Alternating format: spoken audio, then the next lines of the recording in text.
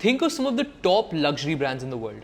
Let me help you out with a few names. Louis Vuitton, Dior, Loro Piana, Bulgari, Fendi, Tiffany, Tagwear, and Kenzo. Do you know what is common? The company that owns them.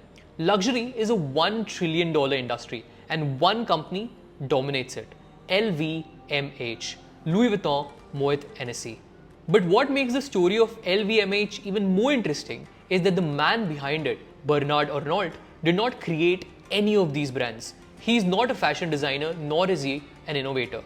His massive empire is a result of financial prowess and two other strategies. But before we get into these strategies, let us first understand a bit about the man himself. Bernard was born in March 1949 in Roubaix, a northern industrial city in France. He is an engineer by graduation and he grew up under his father's shadow, who had his own civil engineering firm. And that is exactly what was expected of Bernard as well, to join the family business. But he wanted to start out something of his own. After graduation, he spent a few years in his father's firm and then went to the US, where he learned about hostile takeovers. In the 1980s, hostile takeovers had become very common in the US. But what are hostile takeovers? A hostile takeover is the acquisition of a company against the wish of its former owner. And this brings us to the first secret and strategy behind his success: financial prowess. In 1984, Europe's textile industry was struggling.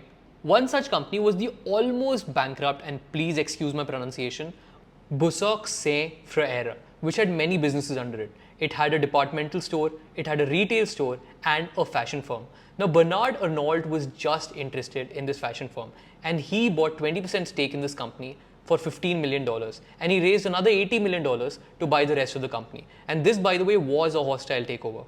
Now, do you know what this fashion firm was? It was Dior. He shut the departmental store and the retail shop and put all the resources that were earlier going into running the departmental store and the retail shop into Dior, and it worked wonders. The textile industry eventually recovered and Dior prospered. This is also when the next opportunity came his way. By the late 1980s, hostile takeovers had become very common in Europe as well. And one of the ways for a company to defend against a hostile takeover was to merge with another company. Because when two small companies merge, they become a bigger company, and it's a lot more difficult to have a hostile takeover on a bigger company. Bernard helped in having one of these deals come through. Bernard got close to the CEO of LV, Louis Vuitton, and the CEO of MH, Moët Hennessy, and he convinced both of them to merge their firms and form LVMH, Louis Vuitton Moët Hennessy. Now, do know that at this point in time, even after the merger, Bernard had a negligible stake in the company. But the dynamics inside the company were going to prove to be very favorable for him. The CEOs of both these companies, Louis Vuitton and Moët Hennessy, really disagreed with each other. They were rivals and they had very different strategies. And usually whenever two big players fight, the third one benefits. Bernard slowly and secretly started buying more and more shares of LVMH, especially during the 1987 crash when they were available cheap. This is when his true intentions were revealed. Slowly, he acquired 43% stake in the company, becoming the largest shareholder, and even became the chairman of the company. And this is when he fired the CEOs of both LV and MH and became the chairman and the head of LVMH. Bernard was now at the helm, but unfortunately for him, the company was once again struggling. He had to find a way to bring it back to profitability, and this is where the second strategy comes in: controlling the supply chain completely. Bernard believed that in the luxury business, brand perception was everything, and brand perception could be destroyed by poor customer experience or product inconsistency. Earlier, many manufacturers depended upon third parties for supplying their raw materials, manufacturers for producing the final product, and departmental stores for sales. Bernard changed all of that. He started getting into vertical integration, basically owning all or most aspects of the entire process. For raw material sourcing, LVMH started their own farms for leather production and their own vineyards for their champagne. For manufacturing, a lot of the workshops were owned directly by the brands. For distribution, instead of using departmental stores and other retail outlets, they use exclusive brand-owned boutiques. This way, LVMH could guarantee that when a customer entered a Louis Vuitton store, be it London, Tokyo or Mumbai, the experience and the product quality would be identical. Now coming to the third and arguably their most annoying strategy: fake scarcity. In the world of luxury, value is directly linked to exclusivity.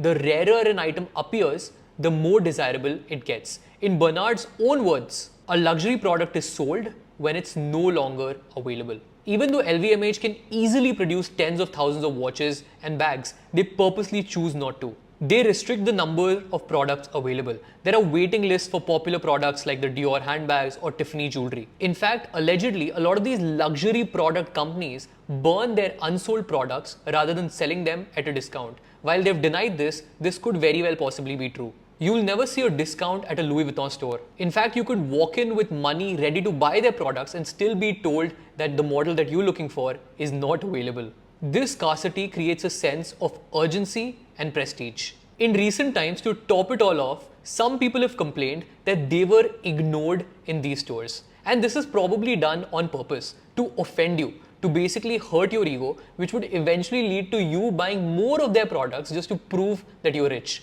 In fact, I've kind of experienced this firsthand. Back in the days when I was very dumb and not broke, I was at Selfridges, London, and I had made up my mind to buy this one particular shoe. I was all set to buy it and I was just waiting for somebody to guide me and just tell me about the price and everything. Now this guy who was in charge of the store was literally ignoring me. By the way, there was one instance when a Chinese woman made the store manager count 600,000 yuans, which is almost $80,000 or 71 lakh rupees, and then walked out of the store because she was ignored and had a poor treatment. I thankfully knew about the strategy of theirs and I walked out eventually as well, without buying the shoe of course. Anyway, as a result of these strategies and the incredibly high margins that luxury products enjoy, LVMH has been making a lot of profits. And what do they do with all this money? This is when we circle back to strategy 1.